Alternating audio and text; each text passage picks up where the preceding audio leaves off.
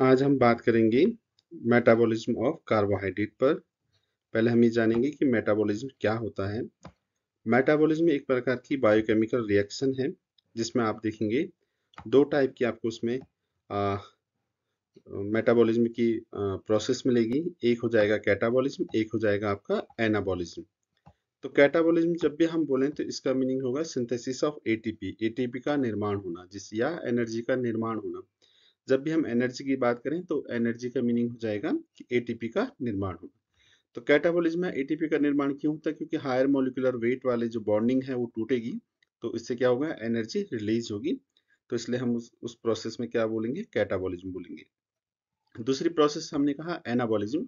Anabolism में क्या होगा, छोटे छोटे जो मॉलिक्यूलर वेट वाले हैं कंपाउंड्स हैं, वो क्या करेंगे, हायर मॉलिक्यूलर वेट वाले बायोमोलिक्यूल्स को जब बनाएंगे तो उसमें एनर्जी की रिक्वायरमेंट होगी, तो उस प्रोसेस को हम एनाबॉलिज्म बोलेंगे। तो मेटाबॉलिज्म क्या है, एक प्रकार की बायोकेमिकल रिएक्शन है। इसमें दो टाइप की प्रोसेस आपको मिलेगी, एक कैटाबॉलिज्म हो जाएगा, एक एनाबॉलिज्म हो जाएगा। कैटाबॉलिज्म का मीनिंग है कि सिंथेसिस ऑफ एटीपी, एटीपी का निर्माण होना या एनर्जी का निर्माण होना। और एनाबॉलिज्म का मीनिंग है एटीपी का लॉस होना या एटीपी का कहीं यूज हो जाना। ठीक है, तो हम फर्स्टली जो देख रहे हैं वो कार्बोहाइड्रेट के परिप्रेक्ष्य में हम देखेंगे। तो कार्बोहाइड्रेट को भी हम जानेंगे। कार्बो मीन्स हो गया कार्बन, हाइड्रेट्स मीन्स हो गया वाटर मॉलिक्यूल्स। एक कार्बन का या number of carbon molecules attachment with number of water molecules is called carbohydrate. Carbohydrate को ही हम फर्स्टली क्यों पढ़ते हैं, क्योंकि ये सिंपल वे है, एक सेल है, सेल को सिंपल वे में एनर्जी चाहिए, तो वो एनर्जी जो सबसे पहले प्रोवाइड होती है वो कार्बोहाइड्रेट के थ्रू ही प्रोवाइड होगी। अब किन किन प्रोसेस से होगी वो मैंने आपको बता दिया कि कैटाबॉलिज्म से भी और एनाबॉलिज्म से भी। तो कार्बोहाइड्रेट की जो हम मेटाबॉलिज्म वाली प्रोसेस पढ़ेंगे, एक कैटाबॉलिज्म के अकॉर्डिंग पढ़ेंगे, एक पढ़ेंगे एनाबॉलिज्म के अकॉर्डिंग। ठीक है, कैटाबॉलिज्म में हम देखेंगे कि एटीपी का निर्माण कैसे होता है, सिंथेसिस ऑफ एटीपी कैसे होती है। इसमें हायर मॉलिक्यूलर वेट वाला जो कार्बोहाइड्रेट वो टूटेंगे, बॉन्डिंग टूटेगी। और एनाबॉलिज्म में हम देखेंगे कि कार्बोहाइड्रेट कैसे करके बनेगा, कैसे करके एटीपी का लॉस हो गया, एटीपी या यूज हो जाएगी। ठीक है, कार्बोहाइड्रेट के अगर हम प्रोसेस पढ़ें तो इसमें देखेंगे आप, जो ग्लाइकोलाइसिस है या आपका क्रेब्स साइकिल है या हेक्सोमोनोफॉस्फेट शंट है, ये तीनों की प्रोसेस हम जब पढ़ेंगे तो ये एक प्रकार की कैटाबॉलिज्म वाली प्रोसेस है कार्बोहाइड्रेट की रेफरेंस में। और अगर हम ग्लाइकोजेनेसिस की बात करें, ये ग्लाइकोजिनोलाइसिस की बात करें, ये ग्लाइकोनियोजेनेसिस की बात करें, ये तीनों की तीनों जो प्रोसेस हैं ये आपकी एनाबॉलिज्म वाली प्रोसेस हो जाएगी। मीनिंग ये हो गया कि ग्लाइकोलाइसिस वाली जो प्रोसेस होगी या क्रेब्स साइकिल या हेक्सोमोनोफॉस्फेट या पीपीपी हम बोलते हैं, फॉस्फेट पेंटोस फॉस्फेट पाथवेज हम बोलते हैं, तो ये तीनों की तीनों जब भी हम प्रोसेस बोलेंगे तो ये कैटाबॉलिज्म की होगी।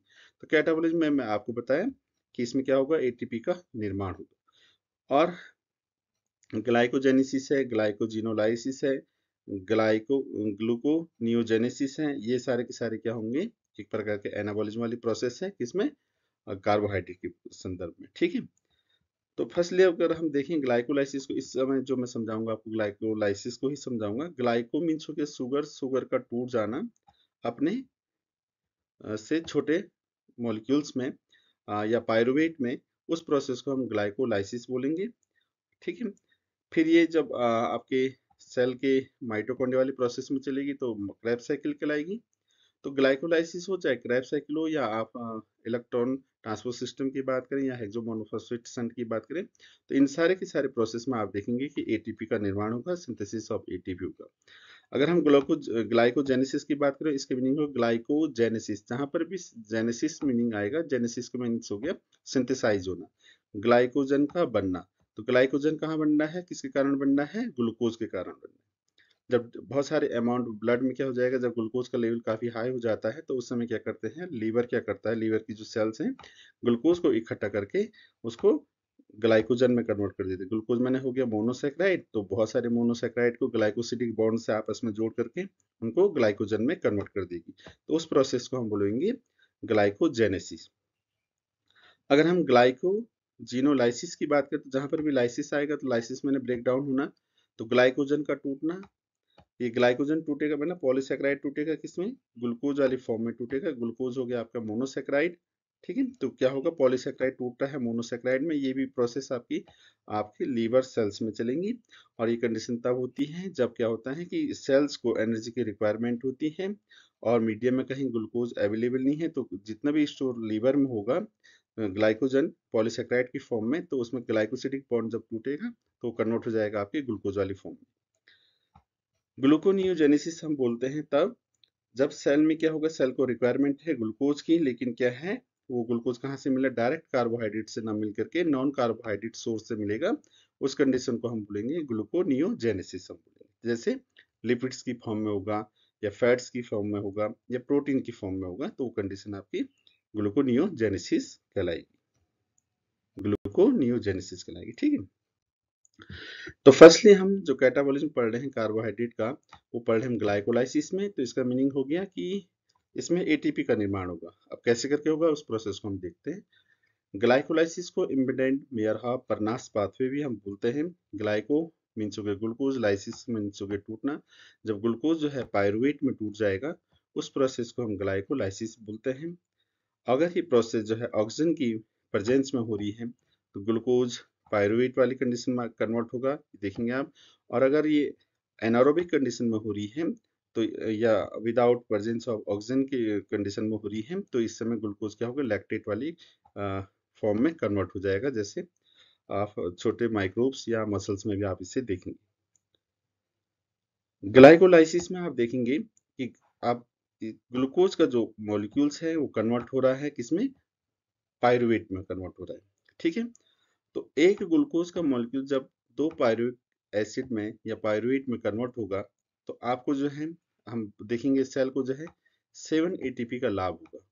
कितना होगा, 7 एटीपी का लाभ होगा, या 7 एटीपी बनेंगी, सिंथेसिस होंगी, 7 एटीपी प्राप्त होंगी, ठीक है सेल को। और अगर जो है ग्लूकोज से लैक्टेट बनेगा, या हम उसे बोलेंगे एनारोबिक कंडीशन में होगा, या एसिटिक एसिड बनेगा, उस समय 2 एटीपी प्राप्त होंगी। सेल को कितना मिलेगा, 2 एटीपी। तो सीधे सीधे कहने का मीनिंग ये है कि जो सेल है वो उसको लाइव रहने के लिए उसके अंदर जो भी प्रोसेस जो चल रही है, चाहे रेस्पिरेशन की चल रही है, चाहे वो आपकी उसके सेल डिवीजन की चल रही है, ग्रोथ की चल रही है, उसको लाइव रहने के लिए एनर्जी की रिक्वायरमेंट होती है। और वो एनर्जी कहाँ से मिलेगी, ग्लूकोज से मिलेगी। तो ग्लूकोज को डायरेक्ट सेल एक्सेप्ट नहीं करती है, वो जो भी आपका कार्बोहाइड्रेट है वो डायरेक्ट फॉर्म में एक्सेप्ट नहीं करती है सेल, तो उसे पहले कन्वर्ट कर देती है ग्लूकोज वाली फॉर्म में, मतलब मोनोसेकेराइड वाली फॉर्म में। तो तब जा करके सेल उसे सेल की जो आउटर मेम्ब्रेन है, जिसे हम प्लाज्मा मेम्ब्रेन बोल रहे हैं, तो ग्लूकोज को आसानी से वो एक्सेप्ट शुरू कर देगी, ठीक है। तो ग्लाइकोलाइसिस वाली कंडीशन में आप देखेंगे कि इसमें 10 टाइप की रिएक्शन आपको मिलेंगी, 3 स्टेज आपको मिलेंगी, और ये ग्लाइकोलाइसिस जो है सेल के साइटोप्लाज्म में चलेगा, जो सेल में लिक्विड भरा रहता है उसमें चलेगा, ठीक है। तो सीधे से कहने का मीनिंग ये है कि सेल की जो आउटर मेम्ब्रेन है, आउटर मीडियम है, या आउटर जो इन्वायरमेंट है, अगर वहाँ हायर कंसंट्रेशन ग्लूकोज का होगा, तो सेल क्या करेगी, सेल को अगर रिक्वायरमेंट है एनर्जी की, तो क्या करेगी, इसको एब्जॉर्ब करेगी, ग्लूकोज को एब्जॉर्ब करेगी। अगर ये पॉलीसेकेराइड की फॉर्म में, तो पहले पॉलीसेकेराइड आपके मोनोसेकेराइड में कन्वर्ट होगा। किसी भी फॉर्म में होगा तो सीधा मीनिंग ये है कि वो ग्लूकोज में ही होना चाहिए। सेल उसे पहले ग्लूकोज में लाने की कोशिश करेगी ताकि वो उसे आसानी से एक्सेप्ट कर ले और कन्वर्ट कर ले किसी एनर्जी वाले फॉर्म में। तो इसमें फर्स्ट जो कंडीशन हम पढ़ रहे थे ग्लाइकोलाइसिस की पढ़ रहे थे, इसमें 10 रिएक्शन है, साइटोप्लाज्म में चलेगी ये रिएक्शन। फर्स्ट स्टेज इसमें प्रिमिटिंग स्टेज है, सेकंड स्टेज इसमें स्प्लिटिंग स्टेज है, थर्ड जो स्टेज होगी ऑक्सीडो रिडक्शन फॉस्फोरिलेशन स्टेज कहलाएगी, ठीक है। प्रिमिटिंग स्टेज में आप देखेंगे कि जो ग्लूकोज था, जब वो ग्लूकोज 6 फॉस्फेट में कन्वर्ट होगा या अदर फॉर्म में कन्वर्ट होगा, वो उसकी प्रिमिटिंग स्टेज होगी। ग्लूकोज जो है उसमें फ्रक्टोज 1,6 बाईफॉस्फेट में कन्वर्ट हो जाएगा, वो प्रिमिटिंग स्टेज कहलाएगी। उस समय एटीपी का लॉस भी होता है। लेकिन जब जो है फ्रक्टोज 1,6 बाईफॉस्फेट जो है आपके अदर फॉर्म में कन्वर्ट होगा, तो वो स्प्लिटिंग स्टेज हो जाएगी। इस समय आप देखेंगे फ्रक्टोज 1,6 बाईफॉस्फेट जो है, आगे मैं इसमें फ्लो चार्ट से आपको समझाऊंगा। फ्रक्टोज 1,6 बाईफॉस्फेट से जब दो आपके मिलेंगे DHAP और G3P ग्लिसरॉल्डिहाइड 3 फॉस्फेट और डाइहाइड्रोक्सी एसीटोन फॉस्फेट जब बनेंगे, तो ये स्प्लिटिंग स्टेज आएंगे। उसके बाद की जो स्टेज होंगी वो ऑक्सीडो रिडक्शन और फॉस्फोरिलेशन की स्टेज होगी। और ये पूरा जब प्रोसेस चलेगी, जब ग्लूकोज पूरा के पूरा कन्वर्ट हो जाएगा पायरुवेट में, उस समय आपको जो एनर्जी मिलेगी, या अगर हम उस समय एटीपी का सिंथेसिस देखेंगे तो आप देखेंगे उस समय 7 एटीपी का सिंथेसाइज सेल करती है। ठीक है, तो इसको पूरी इस प्रोसेस को मैं पूरा आपको समझाऊंगा नेक्स्ट वाले स्लाइड में। इसमें कुछ शॉर्ट फॉर्म है जिसमें ग्लूकोज को हमने जीएलसी लिखा है, फ्रक्टोज 6 फॉस्फेट को एफसीपी भी लिखा हुआ है, फ्रक्टोज 1,6 बाई फॉस्फेट को F16BP लिखा हुआ है। तो इस टाइप के छोटे छोटे फॉर्म में हमने इसे कन्वर्ट कर रखे हैं। तो इसे आप आगे जो फ्लो चार्ट है उस समय हम देखेंगे। तो सीधा कहने का मीनिंग है कि हम इस समय जो देख रहे हैं वो कार्बोहाइड्रेट का मेटाबॉलिज्म देख रहे हैं, और हमें ये पता है कि सेल जो है आसानी से जो है जो कार्बोहाइड्रेट है उसको उससे क्या करती है, एनर्जी एनर्जी मिलती है। सोर्स ऑफ एनर्जी है कार्बोहाइड्रेट, तो सेल को क्या मिलेगा, उससे एनर्जी मिलेगा। लेकिन डायरेक्ट नहीं मिलता है, क्योंकि कार्बोहाइड्रेट के आप पढ़ेंगे बहुत सारी फॉर्म है, मोनोसेक्राइड हैं, पॉलीसेक्राइड हैं, ओलिगोसेक्राइड है। तो अगर पॉलीसेक्राइड है या ओलिगोसेक्राइड है तो उससे पहले वो सेल क्या करेगी, मोनोसेक्राइड में कन्वर्ट कर देगी। मोनोसेक्राइड में भी आप देखेंगे कि उसमें ग्लूकोज वाली फॉर्म में उसे वो कन्वर्ट करेगी, और ग्लूकोज को डायरेक्ट आगे वाले फॉर्म में जो साइटोप्लाज्म है उस वाले फॉर्म में ये एक प्रोसेस चलती है जिसे हम ग्लाइकोलाइसिस हम बोलते हैं। इसमें फर्स्ट मैंने आपको बताया था प्रीमिटिंग स्टेज। यहाँ पर आप देख रहे हैं ग्लूकोज का जो है आ, ये ग्लूकोज का स्ट्रक्चर है। इसमें आप देखेंगे ग्लूकोज के जो 6वें नंबर का जो कार्बन है, 6वें नंबर का जो सॉरी हाइड्रोजन है उसको हटा देगी, और क्या करेगी, एक एटीपी का लॉस भी हो जाएगा यहाँ पर। ठीक है, और आप देखेंगे ग्लूकोज के 6वें नंबर के कार्बन पे जब एक फॉस्फेट ऐड हो जाता है तो उसे हम बोलते हैं ग्लूकोज 6 फॉस्फेट, हम इसे बोलेंगे। यहाँ पर आप देखेंगे ग्लूकोज से ग्लूकोज 6 फॉस्फेट होने में एक एटीपी का लॉस भी हो गया है। ठीक है, जबकि हमने अभी पढ़ा कि एक प्रोसेस क्या चल रही है, कैटाबोलिज्म चल रही है, हमें एटीपी का सिंथेसाइज होना था, लेकिन यहाँ जो पहले से मौजूद एटीपी था वो पहले ही लॉस हो गया है। ठीक है, बाइंड अप हो गया है।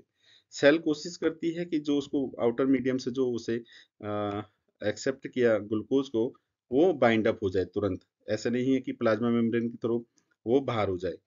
ठीक है, तो जितनी जल्दी सेल इसको एक्सेप्ट करेगी तो क्या करेगी, सेल साइटोप्लाज्म में जो पहले से मौजूद फॉस्फेट है वो क्या करेगा, उसके 6वें नंबर के कार्बन से ऐड हो जाएगा, तो ग्लूकोज 6 फॉस्फेट हम उस कंडीशन को बोलते हैं। उसके बाद ये ग्लूकोज 6 फॉस्फेट जो है कन्वर्ट हो जाता है अपने आइसोमर में, जिसे हम बोलते हैं फ्रक्टोज 6 फॉस्फेट। ठीक है, ओपन चेन में आ जाता है।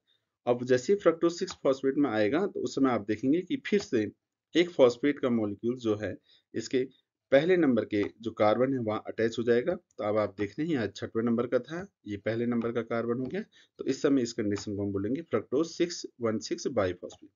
फ्रक्टोज के पहले और 6वें नंबर पे बाई मैंने दो फॉस्फेट ऐड हो चुका है, तो इसलिए हम इस कंडीशन को बोले फ्रक्टोज 1,6 बाईफॉस्फेट। पूरी कंडीशन हम देख रहे हैं ग्लूकोज पायरुवेट में कैसे कन्वर्ट होता है, 7 एटीपी का निर्माण कैसे करते हो।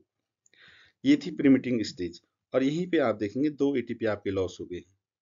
जब ग्लूकोज से ग्लूकोज 6 फॉस्फेट बना, एक एटीपी यहाँ पर था, दूसरा आपका जो है जब फ्रक्टोज 6 फॉस्फेट से फ्रक्टोज 1,6 बाईफॉस्फेट बना, दूसरा एटीपी आपका यहाँ लॉस हो गया।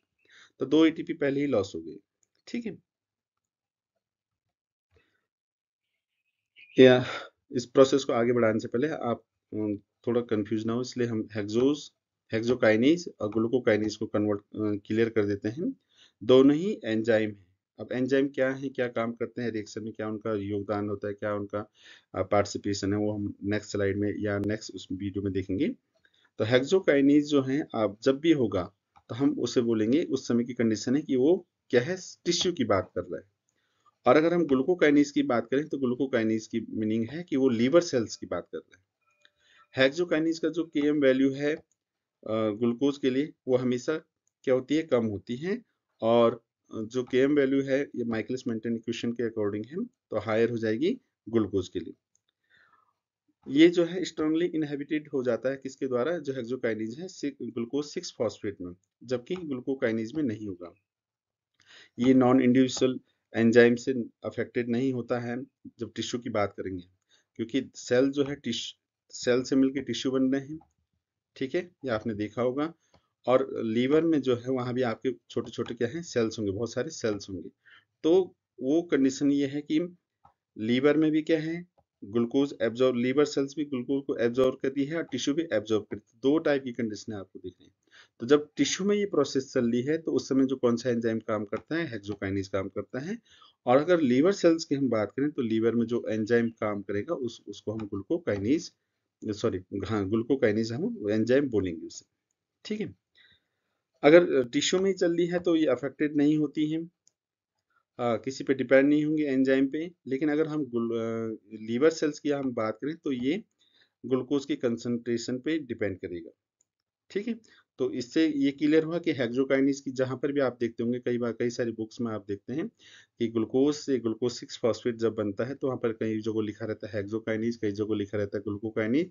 तो अगर वो हेक्सोकाइनेज बता रहा है तो इसका मीनिंग है वो टिश्यू में चल रहा है, और अगर वो ग्लूकोकाइनेज की बात कर रहा है तो इसका मीनिंग है वो लीवर सेल्स में चल रहा है। अब क्या हुआ, स्प्लिटिंग स्टेज। स्प्लिटिंग स्टेज का मीनिंग है कि टूट जाना। ठीक है। किसका, तो इससे पहले आपने देखा जो पहली वाली जो स्लाइड देख रहे थे तो मैं आपने देखा कि जो फ्रक्टोज 6 फॉस्फेट बन रहा था प्रिमिटिंग स्टेज में। ठीक है। अब है स्प्लिटिंग स्टेज। इसका मीनिंग हो गया कि जो फ्रक्टोज 6 फॉस्फेट था वो क्या हो जा रहा है, टूट जा रहा है। क्या हो जा रहा है, टूट जा रहा है। और वो क्या हो रहा है, दो हिस्से में टूट जा रहा है। एक हो गया डाईहाइड्रोक्सी एसीटोन फॉस्फेट में, और एक हो गया ग्लिसरॉल्डिहाइड 3 फॉस्फेट में। और यहाँ पर आप देख रहे हैं ये रिवर्सिबल होते रहते हैं, ये लगातार कन्वर्ट होते रहते हैं अकॉर्डिंग टू ग्लूकोज के कंसंट्रेशन के अकॉर्डिंग। ठीक है। यहाँ पर कार्बन की जो आप फ्रक्टोज 1,6 फॉस्फेट में जब देखेंगे उसका स्ट्रक्चर देखेंगे, यहाँ कार्बन की 6 C6H12O6 कार्बन का आपने देखा होगा फॉर्मूला होता है, 6 कार्बन है। लेकिन जब ये स्प्लाइट हो जाते हैं, जब टूट जाते हैं, तो इस समय आप देखेंगे डाईहाइड्रोक्सी एसीटोन फॉस्फेट और ग्लिसरॉल्डिहाइड 3 फॉस्फेट में जब कन्वर्ट होंगे तो 3-3 कार्बन इसमें बन जाएंगे। जो 6 कार्बन वाला फ्रक्टोज 1,6 बाई फॉस्फेट था वो 3-3 कार्बन वाले डाईहाइड्रोक्सी एसीटोन फॉस्फेट और ग्लिसरॉल्डिहाइड 3 फॉस्फेट में कन्वर्ट हो गया है। और ये लगातार जो है कंसंट्रेशन के अकॉर्डिंग लगातार एक दूसरे में क्या होते रहते हैं, रिवर्सिबल होते रहते हैं, चेंजेस होते हैं, एक्सचेंज होता रहता है लगातार इसमें। ठीक है।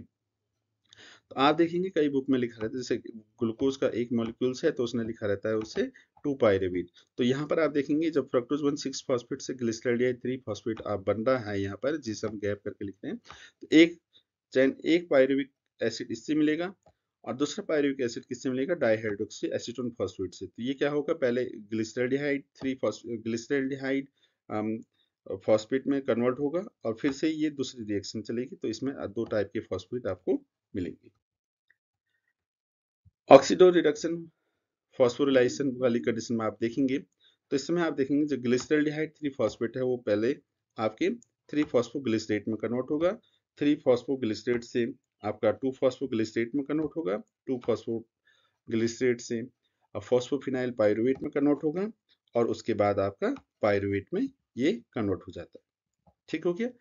यहाँ पर आप देख रहे हैं जो ये ग्लिसरॉल्डिहाइड 3 फॉस्फेट था ये पहले 1,3 बाई फॉस्फोग्लिसरेट में कन्वर्ट होगा। यहाँ पर आप देख रहे हैं NAD करके लिखा हुआ है, ये को एंजाइम है, कैरियर है।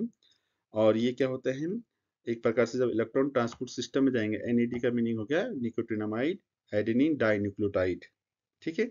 ये और एक और मिलेगा आपको आगे, FAD करके मिलेगा, flavin adenine die nucleotide.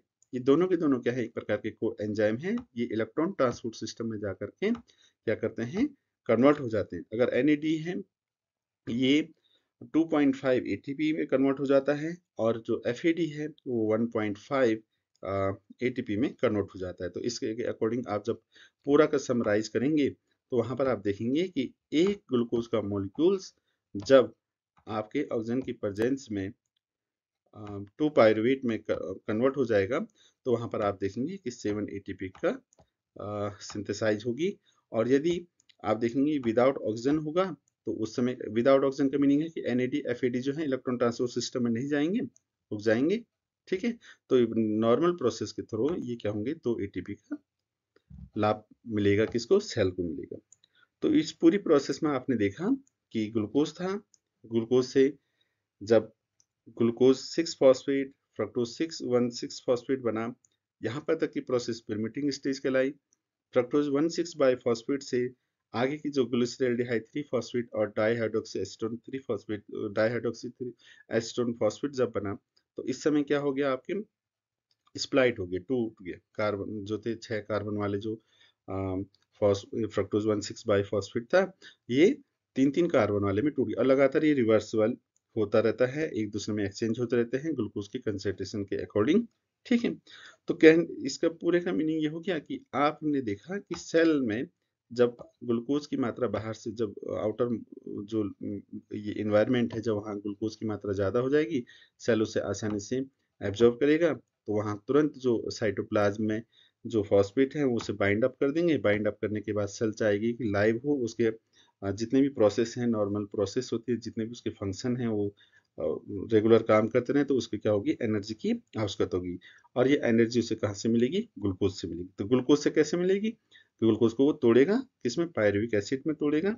Pyruvic acid में तोड़ेगा तो ऑक्सीजन और विदाउट ऑक्सीजन की प्रोसेस के अकॉर्डिंग वो देखेंगे कि उसमें 7 एटीपी या 2 एटीपी या 2 एटीपी का इसमें सिंथेसाइज होगी। ठीक है, अब है रेगुलेशन।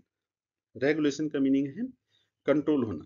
ऐसे नहीं कि लगातार सेल को आउटर मेम्ब्रेन या आउटर मीडियम में उसे लगातार ग्लूकोज मिल रहा है, तो वो लगातार एनर्जी को वो पायरुविक एसिड बना ही रही है और उसे लगातार एटीपी बन ही रहा है, ऐसा कुछ नहीं है। ये सेल क्या होती है, कंट्रोल भी होती है, ग्लाइकोलाइसिस की प्रोसेस कंट्रोल भी होती है। और किन किन चीज़ों से कंट्रोल होंगी, एक हेक्सोकाइनेज एंजाइम है, एक फॉस्फोफ्रुक्टोकाइनेज 1 एंजाइम है, और दूसरा है पायरुवेट काइनेज। ये तीनों के तीनों एंजाइम क्या करते हैं, ग्लाइकोलाइसिस को कंट्रोल करते हैं। साथ साथ कुछ हार्मोन हैं, वो भी क्या करते हैं, रेगुलेशन करते हैं ग्लाइकोलाइसिस का। जैसा आपने सुना होगा ग्लूकागॉन, तो ग्लूकागॉन हार्मोन क्या करता है, इनहेबिट ग्लाइकोलाइसिस को करेगा। ठीक है, और जो इंसुलिन है वो ग्लाइकोलाइसिस को ब्रेक डाउन करने का काम करेगा। इंसुलिन जो है प्रमोट करेगा, सॉरी, ग्लाइकोलाइसिस को, और इनहिबिट करेगा ग्लूकागॉन ग्लाइकोलाइसिस को। इसका मीनिंग ये हुआ कि जब भी ग्लूकागॉन की कंसंट्रेशन ब्लड में बढ़ती रहेगी, तो ग्लूकोज की मात्रा लगातार बढ़ती रहेगी। ठीक है, और इंसुलिन की मात्रा अगर लगातार बढ़ती रहेगी, तो जो ग्लूकोज है वो ब्रेक डाउन होता रहेगा। ठीक है, ब्रेक डाउन होगा किसमें, पायरुविक एसिड में ब्रेक डाउन होता रहेगा। तो ये हार्मोन भी क्या करते हैं, ग्लाइकोलाइसिस को कंट्रोल करते हैं। हेक्सोकाइनेज था, ये आपको मैंने बताया कि ये कहाँ पर इनहेबिट करेगा, ग्लूकोज 6 फॉस्फेट पे।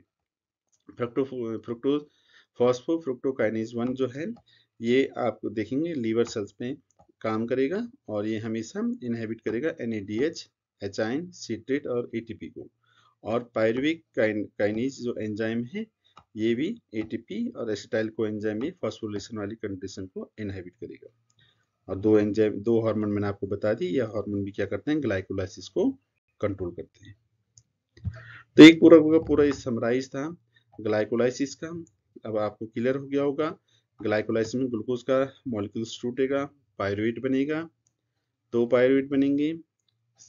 अगर ऑक्सीजन की प्रेजेंस में है तो 7 एटीपी का निर्माण होगा, सिंथेसाइज होगा। और अगर जो है विदाउट ऑक्सीजन है तो 2 एटीपी बनेगी। और ये प्योर फॉर्म जो देखेंगे तो 2 एटीपी का ही सिंथेसाइज होता है, बाकी जो है इलेक्ट्रॉन ट्रांसपोर्ट सिस्टम में जाकर के एटीपी की कंडीशन में कन्वर्ट हो जाते हैं, और सेल क्या रहेगी, लाइव रहेगी इसमें। ठीक है, और आपको फिर मैंने बताया कि ये साइटोप्लाज्म में चलेगा, सेल के जो साइटोप्लाज्म जो लिक्विड वाला फॉर्म है, वहाँ ये पूरी की पूरी प्रोसेस चलेगी। फिर भी इसमें अगर कोई कंफ्यूजन होगा आपको, तो आप मुझे पूछ सकते हैं, कमेंट भी कर सकते हैं। और इसके बाद की जो प्रोसेस है क्रेब्स साइकिल, उसको नेक्स्ट वीडियो में मैं आपको क्लियर करूंगा। इसमें कुछ बॉन्डिंग है, वो फिर आपको नेक्स्ट वीडियो में बता दी जाएगी। Thank you.